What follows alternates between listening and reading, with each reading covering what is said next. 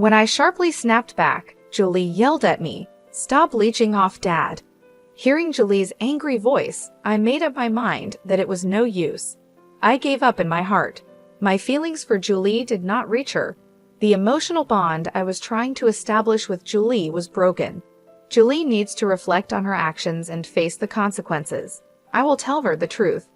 My name is Kelly, and I am 53 years old. I have been married to Jerry for 8 years. Both Jerry and I had been married before we met each other. I divorced my previous husband because he had an affair. One day when I came home, I found divorce papers from the lawyer in the mail. Since then, my ex-husband never returned. I didn't even know where he was, but I submitted the response to the court. We used to argue a lot and weren't very close, so I had expected this to happen someday. But it was so sudden that I couldn't eat and felt very depressed. I couldn't just sit around, so I threw myself into my work. I filled the void in my personal life with work. I worked frantically and studied marketing and management. Thanks to that, I didn't think about remarriage or dating, and before I knew it, I was 42. My family runs a small diner. It's a cozy place that serves set meals during the day. The food is good, plentiful, and affordable, making it popular with the townsfolk. It's a small town, but almost everyone must have eaten our food at least once. My father's chicken steak is the restaurant's specialty. When Jerry proposed to me, I was over the moon, but hearing that he had a daughter made me anxious about the future. Will this work out? The thought of suddenly becoming the mother of an adult daughter was crushing. My happy feelings completely deflated. Now my heart feels heavy and dark. That's when I got a text from Jerry saying, "No rush on your response." I meant every word I said earlier. His calm reply soothed my anxious heart like a receding tide. Yes, Jerry is serious and kind. He would support me through anything. As for his daughter Julie, even though she's a concern, she's an adult and won't act like a child. She will understand about Jerry and me. I decided to accept Jerry's proposal. When I told Jerry I would accept his proposal, he was overjoyed.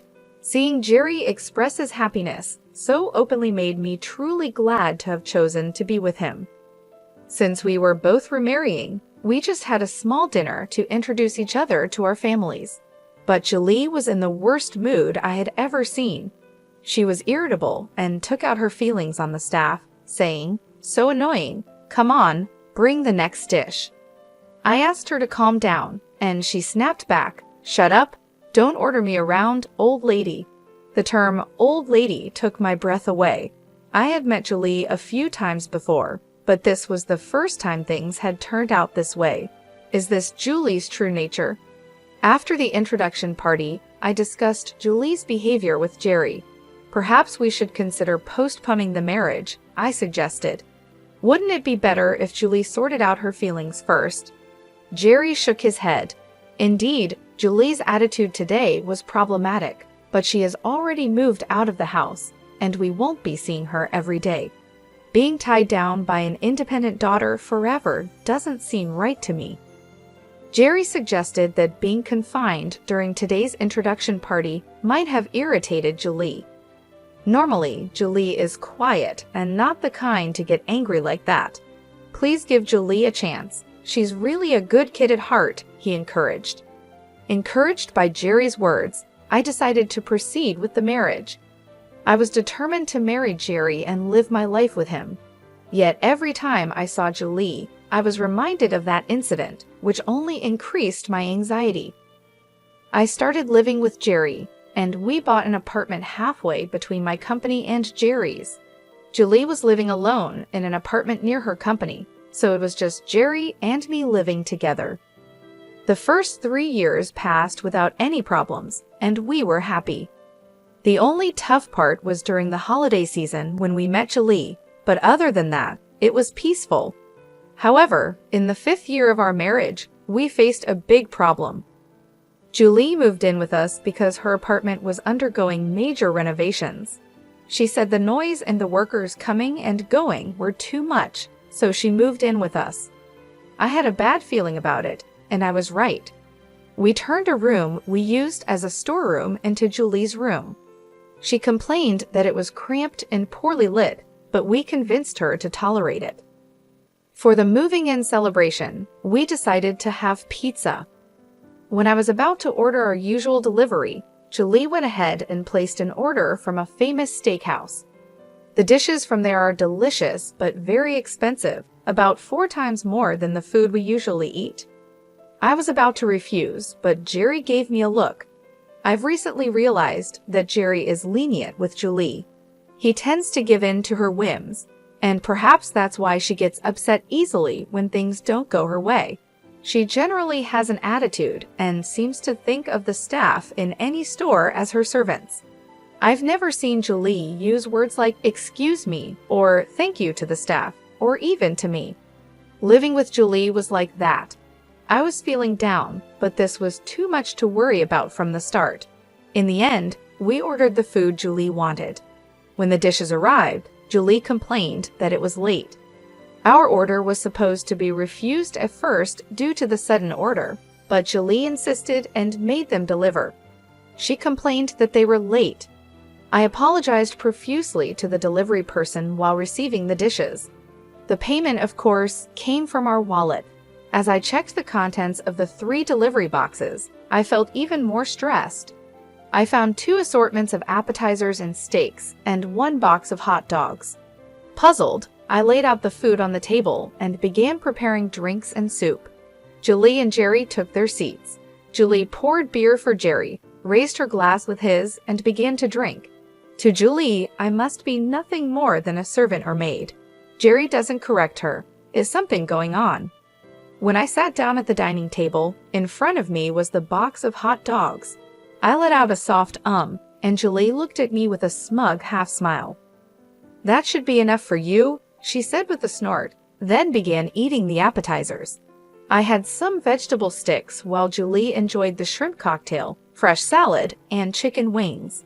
It was a clear act of spite from Julie towards me. I thought this would surely anger Jerry, but all he did was sigh as he looked at Julie. He offered his box of appetizers to me, saying, "Have some of this." I nodded slightly and took some portions from Jerry. I was tempted to scold Julie but restrained myself, considering that a confrontation on the first day might complicate our future living together. Moreover, I felt like I had taken Jerry away from Julie. Living with Julie started in the worst possible way. Jerry doesn't talk much about Julie. Whenever I ask about her, he just says, "She's at a difficult age, please forgive her." While working, helping out at my parents' house, studying, and doing household chores, I was already swamped. Now I had to take care of Julie on top of everything. Julie is simply selfish. She does nothing around the house. It's hard to believe she lived alone before. Moreover, Julie's requests are incredibly bothersome. Even a single piece of clothing came with a litany of instructions. Which items required dry cleaning, which should be hand-washed, and which needed air drying. When it comes to food, she specifies supermarkets and even the origin of the products. I usually plan meals based on sales and featured items at the supermarket, but that's not possible when accommodating Julie's preferences. I found myself planning meals while also checking recipes on the internet. As a result, our household expenses have nearly doubled. Julie doesn't contribute financially to the household at all. Even when I talk to Jerry about it, he just says, "Please bear with it." Unwilling to stir up unnecessary conflict, I chose to tolerate the situation. I reluctantly decided to cut back on work. I was valued and had high expectations at my company, with even hints of a possible executive position in the future. But now, family comes first. I applied for reduced working hours at the company. This decision will likely end any chance of career advancement, but I did it for Jerry and Julie. I've decided to endure.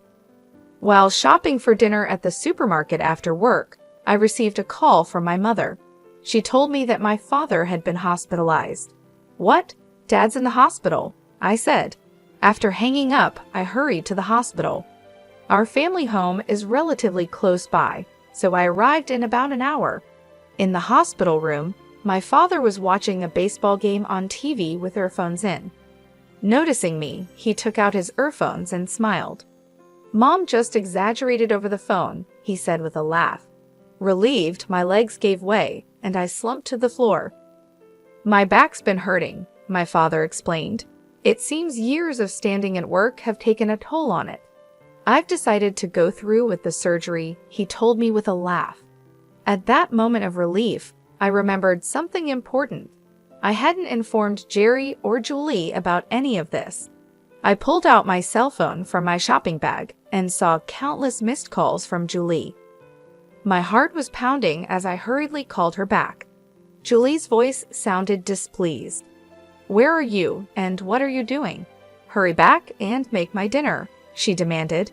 I apologized reflexively. "I'm sorry, my dad's been hospitalized." Julie was silent for a moment, but then started scolding me sharply. "Huh? Your dad? Your dad really?" Julie's tone became vulgar and aggressive. I felt intimidated and shrank back. In a small voice, I replied, "Yes, he was suddenly hospitalized." "And what does that have to do with my dinner?" Julie's reasoning was becoming absurd. "You're my mother, right? Understand it's a parent's job to make meals for their child." This might be understandable if Julie were still in elementary or middle school, but Julie is 25 and has lived alone before. She's fully an adult. For such an adult to demand meals from a parent is beyond harassment. I felt compelled to stand up for myself. I'm not good with Julie's assertive tone or harsh words. Although I was scared of being yelled at, I decided to confront her. "Is it wrong to worry about my dad?" "You should understand," I said. I could hear Julie gasp over the phone. "Shut up! Don't talk back to me!" she snapped, clearly taken aback. "If it were your dad, you'd rush to his side, wouldn't you?" Julie fell silent. Maybe she was imagining if it were Jerry who had been suddenly hospitalized. Surely Julie would be worried if something happened to Jerry. That's what I thought. However, Julie's response was shocking. "Huh, I'd ignore it if my dad was hospitalized," she said. I was speechless. I wanted to believe it was a lie. "Anyway," I said, "sorry, but you'll need to eat out today," and hung up. This call made one thing clear to me. Julie doesn't see me as her mother. In fact, she doesn't even see me as a person. She must think of me as a mechanical servant or a slave. Otherwise, she couldn't say such heartless things. It's saddening, but I can't just dwell on sadness. Things can't go on like this. I felt a strong need to take action. Even after my father is discharged, he won't be able to work as before. There's only so much my mother can do. I need to address the situation at my family's home quickly. Balancing my family's needs, taking care of Julie, household chores, and work was impossible. I decided to resign from my job. Though the company tried hard to retain me, there was no other way. Just as my father was discharged and we managed to reopen our shop, something happened to Jerry. He ended up being hospitalized and his condition was quite severe. Dr. Richard, the chief physician, said he might never be discharged. When I informed Julie of Jerry's condition, she reacted nonchalantly and said something unbelievable. "Does this mean it's going to cost a lot of money?" Julie seemed more concerned about money than Jerry's health. What could this mean? I couldn't understand her reasoning. Does Julie not care about Jerry at all? This is not the time to worry about money. Do you understand? I became emotional and retorted. "I know that, but if we don't have money, we'll be in trouble, won't we?" Julie pulled out her cell phone and started making a call. "Hello, Uncle David? Actually, Dad is sick and has been hospitalized," she said in an uncomfortably sweet tone. "I was hoping you could help with the hospital bills." Julie schemed on the phone, trying to get her uncle to pay for the expenses. "Then you can ask Mom about the rest." After ending the call, Julie gave me a cold smile, sending a chill down my spine. "So you'll have to talk things over with Uncle David," she said, humming a tune as she went back to her room. I was still reeling from Jerry's hospitalization when Julie's actions left me stunned. After a while, I received a call from my brother-in-law. I explained Jerry's condition and the outlook for the future. I broke down crying midway, but managed to explain everything. I also assured him that I would take care of the hospital bills, so he shouldn't worry. After hanging up, I slapped my cheeks with both hands to psych myself up. I can't afford to mope around over this. But bad things continued to happen. After our marriage, Jerry was entrusted with managing his parents' company. However, the business began to struggle. The cost of raw materials had been rising for years, leading to higher purchase prices and reduced profits. The company was so strapped that it couldn't afford to pay employees' salaries. In the past, Jerry's family used to help my family's business, but now the roles were reversed, and my family was supporting Jerry's company.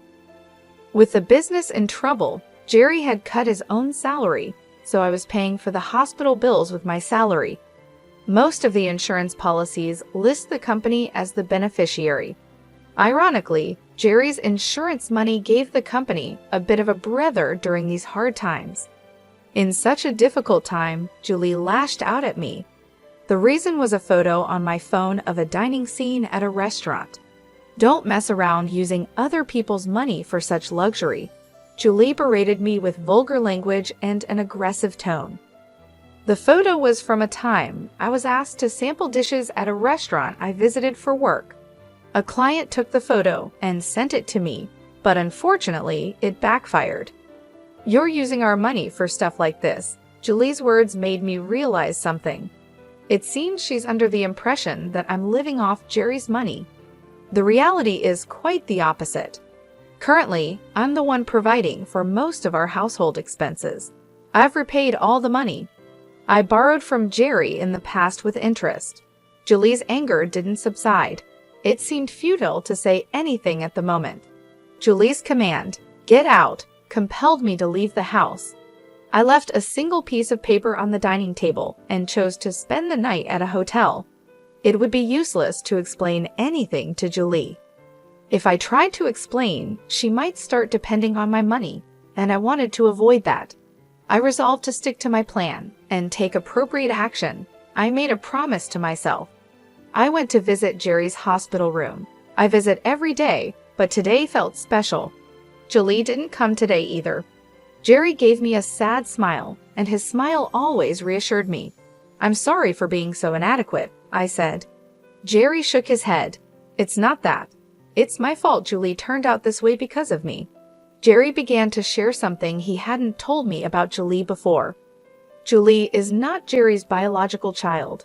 His ex-wife had an affair, and Julie was the result. Jerry found out just before his ex-wife passed away. Hearing this, Jerry felt an indescribable anger. The person most at fault was lying in bed, soon to pass away, and he couldn't direct his anger anywhere. Julie wasn't to blame, and she still thinks of Jerry as her real father. His ex-wife passed away without revealing anything about the other man involved. Jerry was left with unresolved anger. He couldn't treat Julie the same way as before and ended up pushing her away. For Julie, her mother suddenly disappeared, and her father became distant. It's no surprise her personality became twisted. From that point on, Julie ceased to trust anyone, viewing Jerry solely as a financial resource. Since then, I've become nothing but an ATM to Julie, Jerry said with a sad smile. Julie's selfishness is excessive, and her disdain for others is over the top. Julie found out I wasn't her real father when she was in high school, Jerry said. She didn't seem that surprised. She must have had her suspicions, he added with a sarcastic smile. I explained to Jerry what I was about to do. Initially, he looked reluctant, his expression conveying a sense of skepticism, as if questioning, is all that really necessary? I've already looked into it. If I don't do it, things could get even worse, I told him. If I don't, someone else surely will. Jerry closed his eyes, deep in thought. I decided to wait quietly. After a while, Jerry opened his eyes. All right, I'll leave it to you. I held Jerry's hand. His hand felt bony and had become much smaller. I struggled to hold back my tears, forcing a smile. I left the hospital room and stepped into the corridor where I saw Dr. Richard. I handed him a scientific magazine showcasing the latest medical technologies. "Please help my husband," I said to him and left the hospital. Now it was just a matter of taking action. To psych myself up, I slapped both of my cheeks sharply with my hands. This always helps me focus. After spending a night at a hotel, I checked my cell phone for messages and returned home before noon the next day. I could hear the sound of the TV and Julie's laughter coming from the living room. Julie was watching TV and laughing heartily. It was a rare sight. She's usually in a foul mood, but today she seemed happy. Looking around, I noticed that several things were missing. The photos of Jerry and me, souvenirs from our trips, and other decorative items were gone. Some things are missing, I said to myself, prompting a reaction from Julie. "Oh, I threw them out your stuff," she said. Shocked, I entered the bedroom. The room was empty.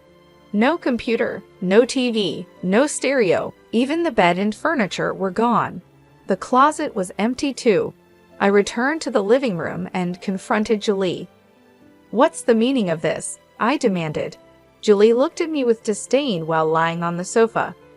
"They were needless, so I disposed of them," she said. I put my hands on my hips, visibly angry. "Needless? What are you going to do?" When I raised my voice, Julie made a face of disgust, averted her gaze, and sighed dramatically. "I'm tired of living with you," she said.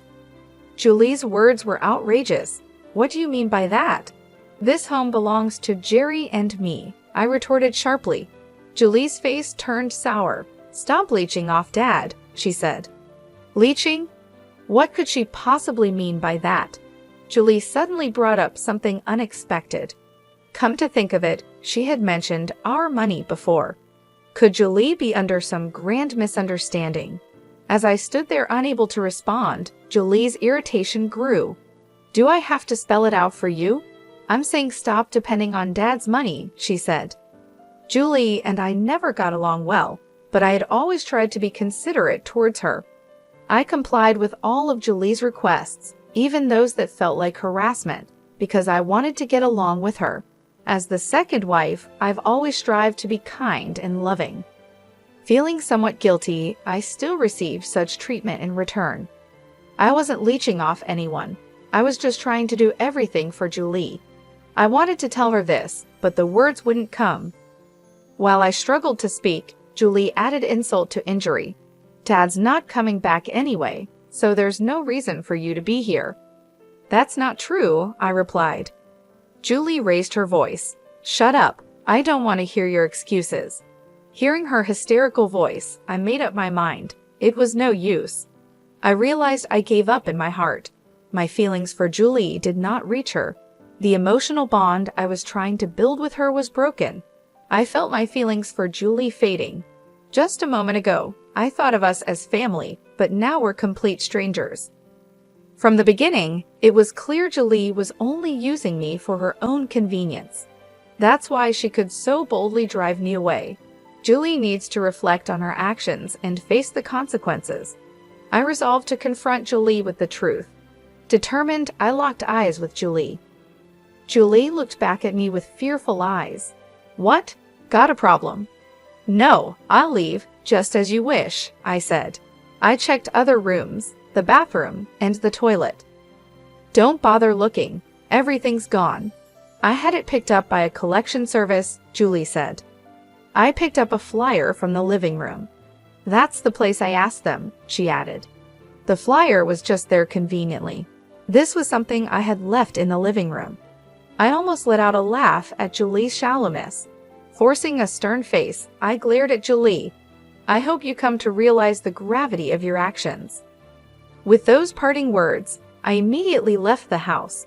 As soon as I stepped out of the apartment, I contacted the waste collection service that had emailed me in the morning. The collection service had kept my belongings in storage. Not only did they store them, but they also moved them into the storage unit I had rented.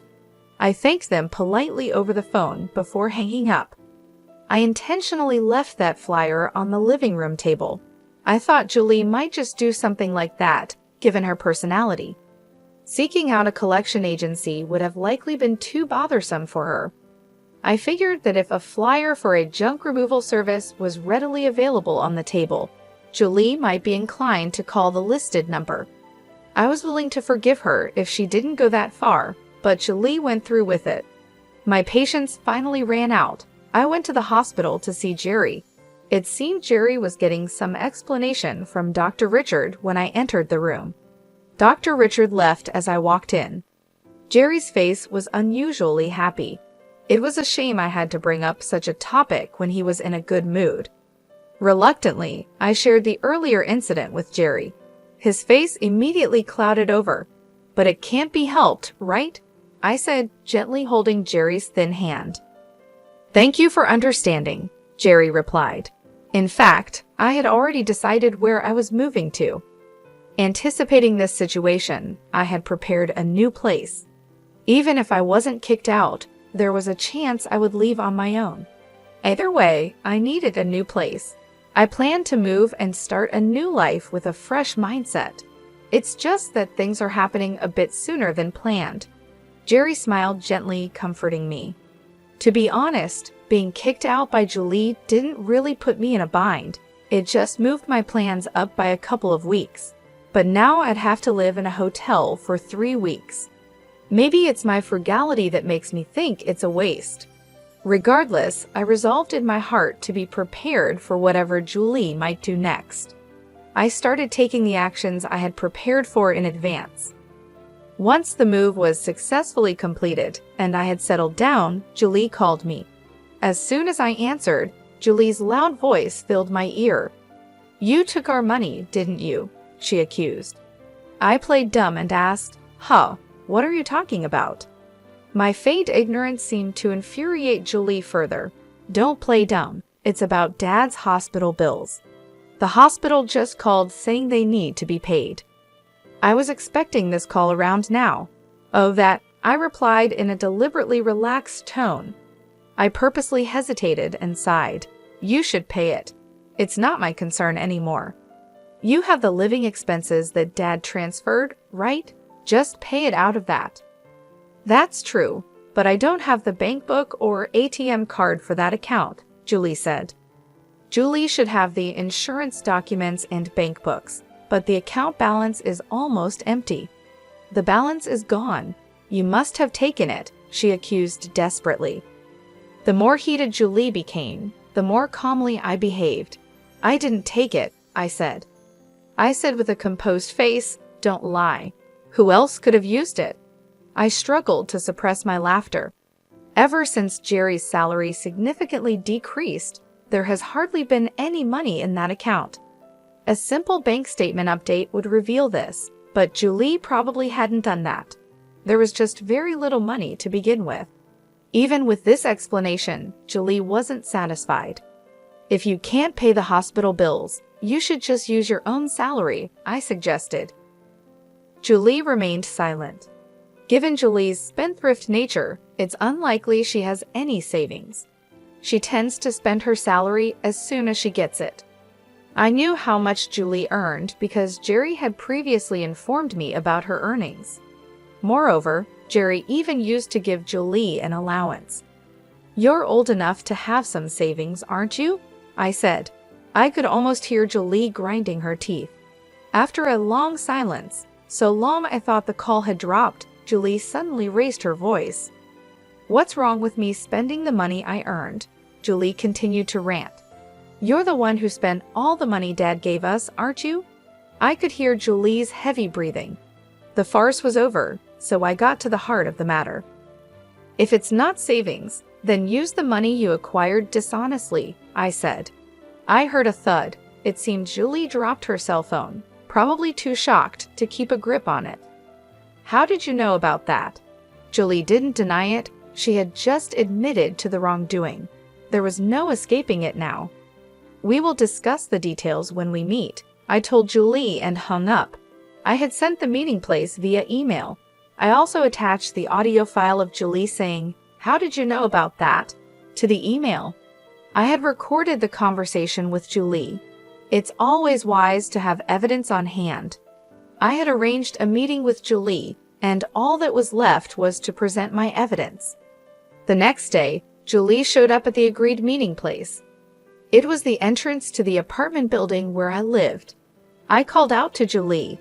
Julie looked up, surprised. "Here? Yes, I sent you the address, didn't I?" Julie craned her neck to look up. "You live in this tower?" she asked, staring at the tallest and most expensive apartment building in the area. An Italian sports car was even parked at the entrance. "This place is worth over $1 million, isn't it?" Julie muttered. I led the astonished Julie to my apartment, which is close to the top floor. Even with the high-speed elevator, it takes a while to reach the top. During the ride, Julie was nervously biting her nails and trembling, clearly sensing something bad was about to happen. Upon arriving, I unlocked the door with my cell phone, which also serves as a key. Julie looked at me with a surprised expression. I entered the room without minding her reaction. The living room offers a panoramic view. The apartment we used to live in looks tiny from up here. The living room is spacious with a generous layout, and the kitchen is large. I had Julie sit on the sofa. She was clutching her bag tightly, clearly tense. I made some coffee and handed it to her. Julie took the cup with a rattling sound, trying not to drop it. "It's too spacious. It's unsettling," I said mockingly, smiling at Julie. She remained silent. "I've been preparing to live here for a while," I continued. Julie must have thought of me as a parasite living off Jerry. No wonder she was shocked. "Shall we start the discussion then? This is Scott, my lawyer." I introduced Scott, who was waiting in the back, to Julie. She seemed too overwhelmed to even notice Scott. Her gaze was unsettled, darting around nervously. Ignoring Julie's state, Scott began laying out documents on the table. Julie barely responded to my attempts to engage her in conversation, distracted by the room. Just when I thought we couldn't have a proper discussion, Julie mumbled, "How could you afford such a penthouse?" Figuring she was curious, I answered, "Julie, I just bought it the regular way." "Don't lie. How could you afford it?" she asked. I had the income to afford it. As my family's small restaurant began to recover, I not only advised, but also got actively involved in its management. The business flourished in an exciting way, and I quit my corporate job as I got busier. Julie likely assumed I had become merely a housewife after leaving my job. We turned the small restaurant into a corporation, and I became an executive. The business was doing well, expanding into multiple outlets like a specialty grilled chicken restaurant and a fine dining place. "That's why I could easily afford this penthouse apartment," I explained. "I earned that much." I shared the story of my family's business. Julie only knew that Jerry had helped when my family's restaurant was struggling. I then told her how my family's business eventually came to support Jerry's company, and that I had become an executive. Hearing my story, Julie slumped in defeat. I wondered if Julie was feeling regret, but she suddenly looked up and said something unexpected. "All right, I'll live here too. Let's make up." What is she talking about? I thought, but I just silently stared at Julie. "There's enough space here for my room too, right?" she asked. I glared at Julie with a cold look. "Save your dreaming for when you're actually asleep." She was completely unfazed by my sarcasm. "I'm serious," she said. That's when Scott cleared his throat. He probably couldn't bear to go along with Julie's absurd statements any longer. Scott handed Julie a bill. Looking at the bill, Julie's face turned pale, her hands trembled, and sweat formed on her forehead. "This is a fraudulent bill. It's a phantom charge," Scott stated. After graduating from college, Julie had worked at Jerry's company. However, she conspired with a client company to make unjust charges to the company. The illicit gains were shared with the accomplice from the client company. To set Julie up, I had hired a detective and conducted a thorough investigation. An individual from the client company who conspired with Julie leaked information to Scott. I immediately consulted with my in-laws, who had stepped down from the presidency to become chairpersons, about the matter. They were furious and promised appropriate punishment. Embezzlement on the job is quite the crime indeed, Scott added. If convicted of fraud, you could face up to 11 years in prison, not to mention civil damages. Wait a minute, there must be some mistake. Julie desperately tried to deny it. However, the evidence was complete, and the accomplice had confessed. Admit it. The charges against you are only getting heavier, Scott said. Just as I thought, Julie was gripping the bill tightly enough to tear it. She suddenly stood up. I'm sorry, Julie apologized. Sorry doesn't cut it. I spoke in a flat, emotionless voice. Especially since you've done it habitually, it's deemed extremely malicious. Julie collapsed to the floor and began to apologize. Please forgive me, Julie sobbed. No chance, I replied coldly. Her face became a mess of tears, and her usually perfect makeup was completely ruined. If things continue this way, losing your job will be the least of your worries. You might even get arrested. Julie's apologies wouldn't earn her forgiveness. Her tears and runny nose left dark stains on the carpet. Please forgive me. Just staying silent about it is enough, she pleaded. I turned my back on Julie, who kept apologizing. This isn't just between you and me, I said. Julie seemed unable to let go and made an outrageous offer. Then I'll give you money. I'll charge the company again and give you that money. I sighed deeply and pressed my hand to my forehead. Nothing I said would make a difference now. Julie had no intention of repenting. She was solely focused on navigating her way out of the predicament. There's no helping you. You need to be properly judged, I said, revealing the voice recorder in my hand. Julie realized she had made an outrageous proposal. She trembled, covering her mouth with her hand. I'll submit this as evidence to the police, I declared. Julie kept her head down, as if something had been drained from her. Scott and I then escorted Julie out of the room. Leaning against the wall, she staggered toward the elevator. Once Scott had departed, I collapsed into the depths of the sofa, exhausted. It was finally over. I reported the outcome to Jerry via email. As planned, Julie was criminally charged by the company. She was arrested, and the employee from the partner company was indicted. While on bail, Julie had been dating this employee. Whether Julie really had romantic feelings is unclear. It's highly possible she pretended to like him just to use him. Julie is now detained in a holding cell awaiting trial. She also faces a lawsuit for damages from the company. Julie was disliked at the company, and perhaps this was a form of retribution. Being the president's daughter, she was exceedingly unpopular among the employees. She also had a haughty attitude toward clients, which negatively impacted performance. Not only was her attitude presumptuous, but Julie also made many mistakes. There were numerous complaints, but no one dared to criticize her because she was the president's daughter. This is what I heard from Jerry. Jerry is still hospitalized, focusing on his treatment. He entrusted the presidency to Gary, his reliable executive vice president. This decision had been made quite a while ago. With Julie gone, the transition proceeded smoothly. Jerry is fighting his illness despite the challenges in getting discharged. A pioneering treatment available in France offered new hope. Holding the published scientific journal, Dr. Richard and I had many discussions. Dr. Richard understood and agreed, and Jerry will soon go to France for treatment. Of course, it's private healthcare not covered by insurance. I'm not worried about the treatment costs. If necessary, I can just sell the penthouse. Jerry will surely recover, and he will surely smile at me with that gentle smile again. I can hardly wait for that day.